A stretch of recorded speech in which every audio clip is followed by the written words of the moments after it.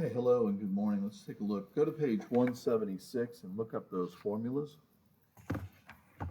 Okay, so average consistency is the population divided by number of representatives.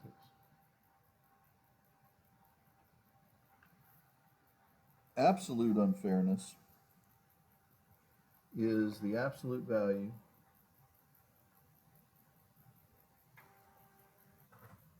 of the average consistency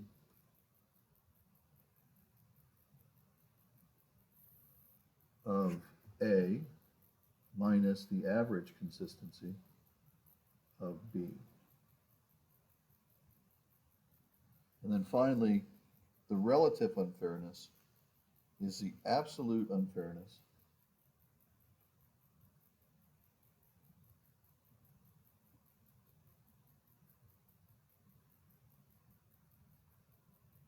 divided by the average consistency of the state receiving the new representative. Okay? All right, so we're going to work one. On a new sheet of paper, copy this down. All right, so we have the amount of representatives right here, which is 10. So we're going to take the population, which is this first formula, and we're going to divide by how many representatives. So the population is 16,000.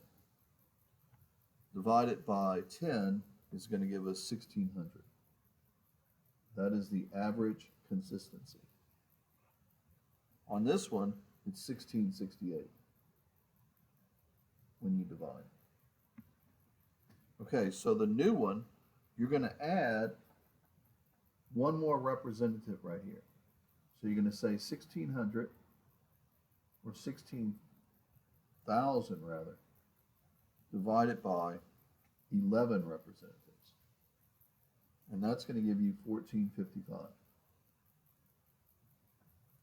On this one, you're going to take 8340, and instead of dividing by 5, you're going to divide by 6, and you're going to get the new one, which is, or the new average consistency, which is 1,390. So now you have the consistencies, okay? Now to figure out the absolute unfairness,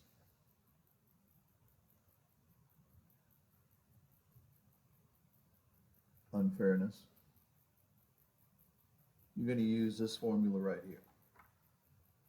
So the absolute unfairness, it's going to be the average consistency of A minus consistency of B. So in this case, you're going to take the new one, which is 1455 minus that 1668. So 1668 minus 1455. And when you do that, you get 213. So the absolute for this one, absolute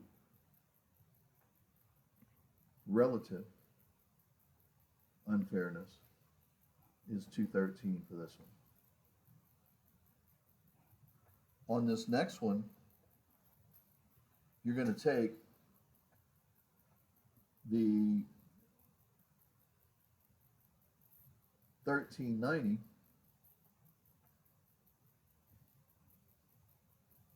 minus the 1600.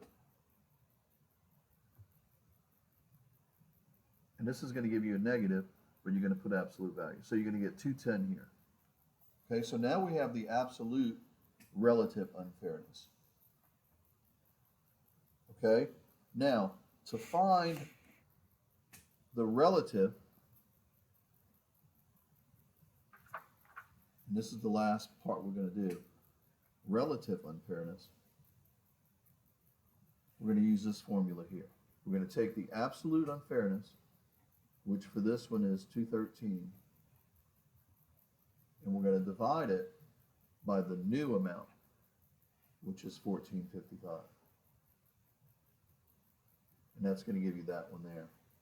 To get the other one, you're going to take 210 divided by the new amount here, which is 1390. And that's going to give you both of them. Okay, so the question is, who should get more?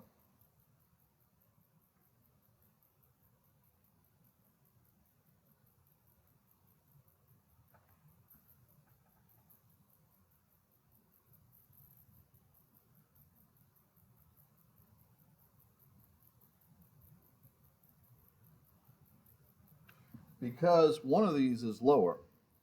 Like one of these, the 213 divided by 1455 is 0.146. This other one right here, 210 divided by 1390,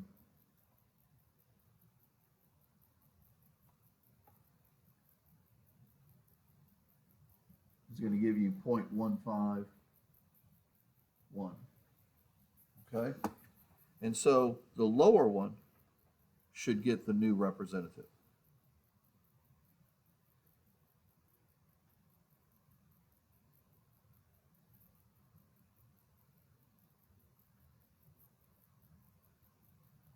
And it should be this one. In this case, it's Hampton. All right, so today you're going to have a worksheet. And if you're at home, the worksheet is going to look like this.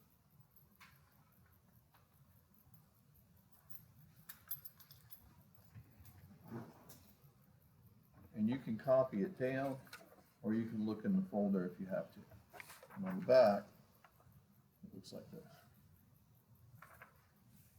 Okay? So next, just going to give you a little more information here. This is basically what we already have. And so we're going to try this one right here. Okay? So you have state A. So write this down. State A and state B. State A, you're going to take 27,600 divided by 16. And you're going to get some number. That's going to be the average consistency. You're going to do the same thing with state B. You're going to take 23,100 divided by 14. This is going to be the old. Then you're going to add one here. You're going to say 27,600 divided by 17. And then 23,100 divided by 15. That's going to give you the new average consistency. Okay, so once you do that, you should get these numbers. So this one is 1725, and this one is 1650. Okay? Now, when you subtract the absolute unfairness, you subtract these two, you get 75.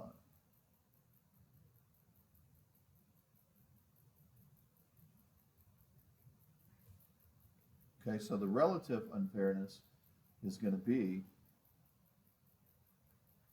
75 divided by 1650.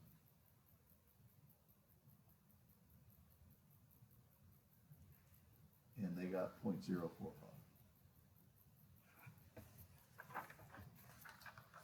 Okay, we're going to turn our attention now to college algebra. So let's take a look here. On this one right here, when you multiply, you're going to do FOIL. So you're going to get 10. You're going to get 5i. Here you're going to get negative 4i. And then here you're going to get negative 2i squared. Remember that that's a negative 1, so substitute negative times a negative. That's going to be a positive 2 plus that 10. So you're going to get 12. 5 minus 4 is 1i. So it's going to be plus 1i. And you can put a 1 if you want. Down here, when you rationalize, you're going to multiply top and bottom by the square root of 3. So you're going to get 5 square root of 3 over the square root of 9. The square root of 9 is 3, so your final answer is that. This one, you're going to break this up. I think we said it was 16 times 5, right? Square root of 16 is 4, and 4 times 2 is 8. So you're going to get 8 square root of 5. Now, if you didn't know what I did was I took the 80 and broke it down. So 2 times 40, 2 times 20, 2 times 10, 2 times 5. So that gives you 4. This gives you 4, and 4 times 4 gives you 16 times 5, which is what I did here. And 16 is a perfect square. Today you're going to have a worksheet, which is going to look like this. And you can copy it down if you need to. And there's the back side. And I may give you a little bit of book work as well, but I'll give you that in class. Okay? All right, have a good morning, and I'll see you there.